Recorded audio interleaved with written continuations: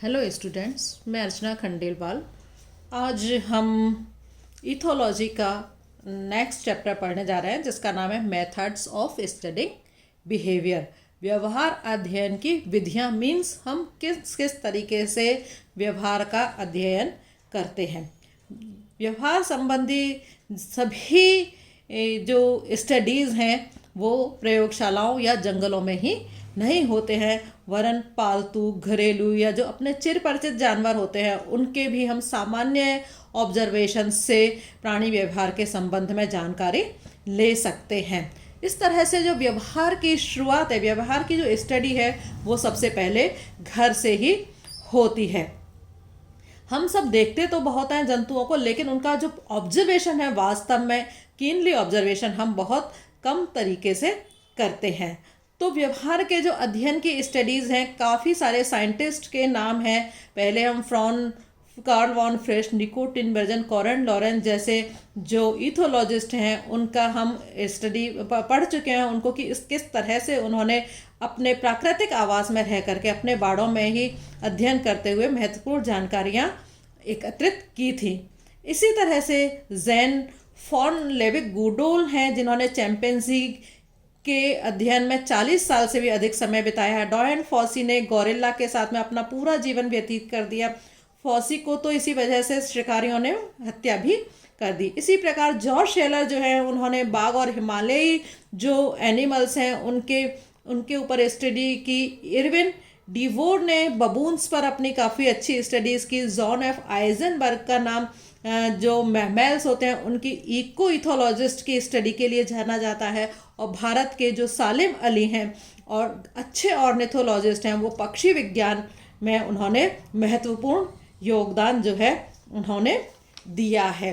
Studies के कौन कौन से पॉइंट्स व्यवहार की स्टडी के हो सकते हैं, तो काफ़ी सारे विषय हैं जैसे कि है फीडिंग है, ड्रिंकिंग है, फ्लाइट है, फ्ली है, टेरिटरी क्षेत्रवाद है, प्रभुता है, जोड़ा बांधना है, पेयरिंग है, नीड नेस्ट बनाना है, एंड पैतृक रक्षण पेरेंटल केयर है, सोशल लाइफ है, दैनिक और मौसमी जो गतिविधियां होती हैं वो है, ओरिएंटेशन है, माइग्रेशन है, मातृ शिशु संबंध है, अंतः जातियाँ और अंतर जातीय संबंध किस तरह से होते हैं, इन सबको हम व्यवहार के तरीके से स्टडी कर सकते हैं।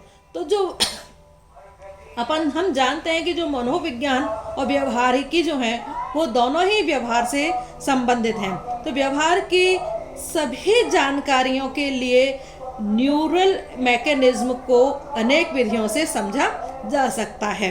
तो मनोवैज्ञानिक जो हैं वो ज़्यादातर बिल्ली, चूहे, कबूतर, चिंपांजी जैसे जंतुओं पर रिसर्च करते हैं जो कि वो अपने लैब के ही अंदर करते हैं। लेकिन जो इथोलॉजिस्ट हैं वो ये सारे काम जंतु के व्यवहार का अध्ययन जो है वो उनके प्राकृतिक आवास में ही करते हैं। तो इस तरह से मेथड्स फॉर स्टडिंग बिहेवियर, व्यवहार के अध्ययन की दो विधियां हो सकती हैं। कौन कौन सी? एक तो ब्रेन फिजियोलॉजी के संदर्भ में 3 विधियां हैं, मीन्स ब्रेन के द्वारा हम व्यवहार की जो स्टडी करते हैं, न्यूरो एनाटॉमिकल, न्यूरो फिजियोलॉजिकल और न्यूरो केमिकल। एंड जो नेचुरल हैबिटेट में या वाइल्ड लाइफ में हम जब विधियों के अध्ययन, व्यवहार का अध्ययन करते हैं तो विधियां जो हो सकती हैं वो एडलिप्टन, नायक चैन विधि जिसको कि हम फोकल एनिमल सैम्पलिंग टेक्निक भी कहते हैं, स्कैन सैंपल टेक्निक, क्रमवीक्षण टेक्निक भी हो सकती है, ऑल अकरेंस मीन्स सारी घटनाएं हो सकती हैं, समस्त घटनाएं, 1-0 टेक्निक, हाँ या ना टेक्निक जिसे हम कहते हैं वो भी हो सकती है। हमें यहाँ पर केवल ब्रेन फिजियोलॉजी से संबंधित जो व्यवहार का अध्ययन है वही यहाँ पर हमें पढ़ना है। तो इसमें 3 मैंने आपको बताए हैं। तो सबसे पहले हम पढ़ेंगे न्यूरो एनाटॉमिकल, जिसको कि हिंदी में हम कहते हैं तंत्रिकीय विच्छेदन या क्षति या उच्छेदन तकनीक जिसको कि हम कहते हैं। ये किसी भी व्यवहार का, किसी भी तंत्रिकीय संरचना या ब्रेन से संबंध ढूंढने का सबसे पुराना और क्रूड मेथड है। इस मेथड में ब्रेन के किसी भी एक भाग को क्षति पहुंचाई जाती है। उस क्षति की वजह से जो व्यक्ति या एनिमल असामान्य व्यवहार करता है उसको फिर ऑब्जर्व किया जाता है और उसके कारणों का पता लगाया जाता है। इसी को ही हम न्यूरो एनाटॉमिकल टेक्निक जो है हम कहते हैं। न्यूरो एनाटॉमिकल टेक्निक में एब्लेशंस जो हैं वो किए जाते हैं, क्षति पहुंचाई जाती है।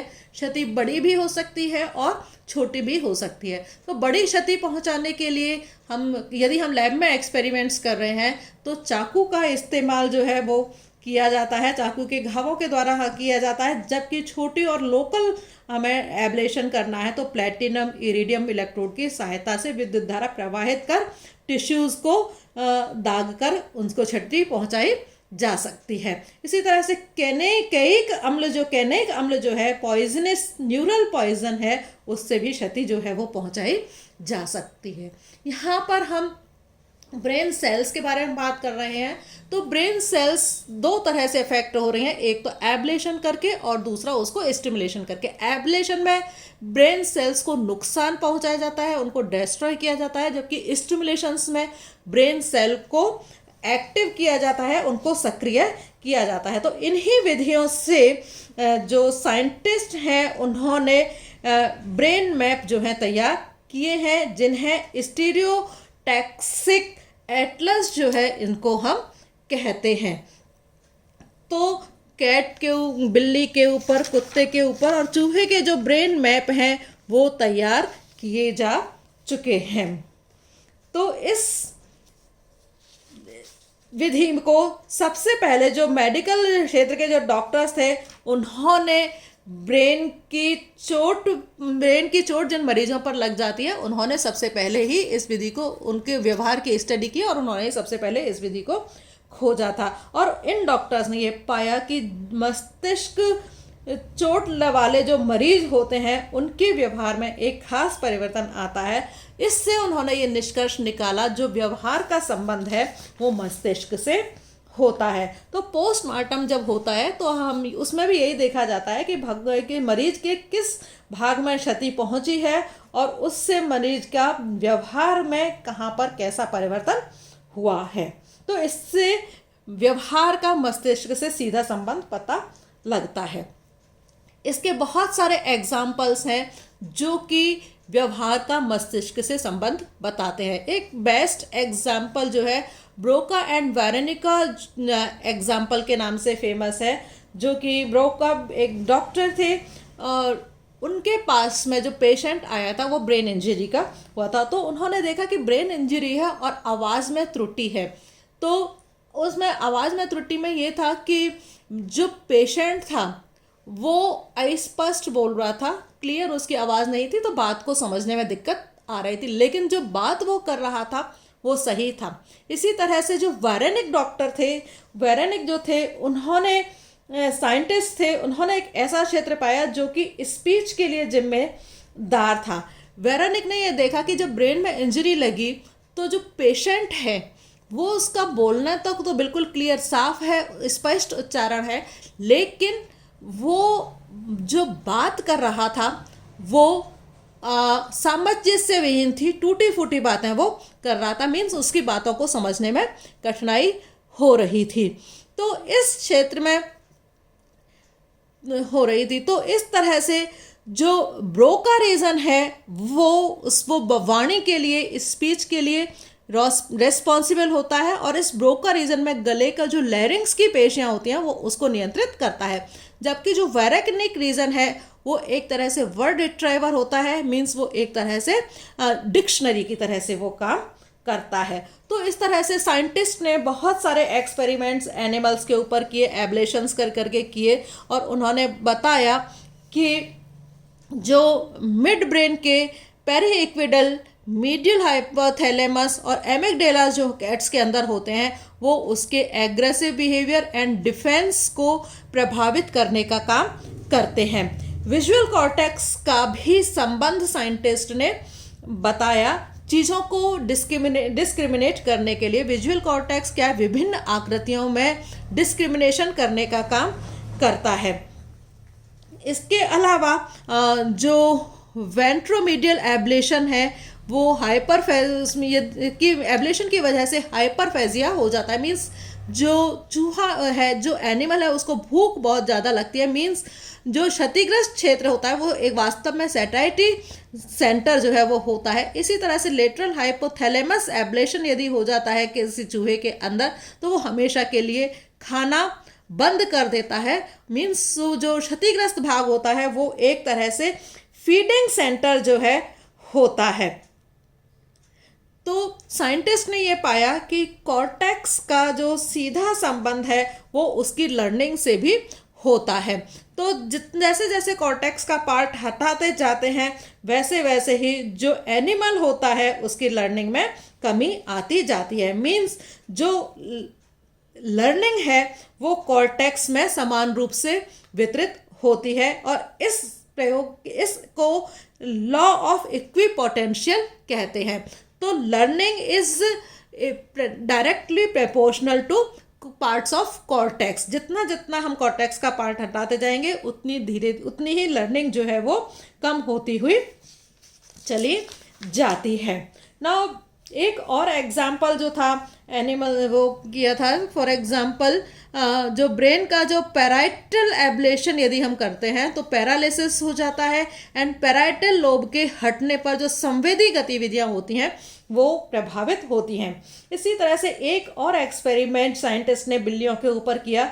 एमिगडेला जो कि ब्रेन लिम्बिक सिस्टम का एक पार्ट होता है, यदि उसमें क्षति पहुंच जाती है तो एनिमल्स के अंदर जो सेक्सुअल बिहेवियर है बहुत ज़्यादा वो जो सेक्सुअल बिहेवियर उनका जो है वो बढ़ जाता है। लेकिन हाइपोथैलेमस के एंटीरियर और वेंट्रोमीडियल न्यूक्लियाई को यदि एब्लेशन कर देते हैं तो इनके जो सेक्सुअल बिहेवियर है उसके अंदर कमी आती जाती है।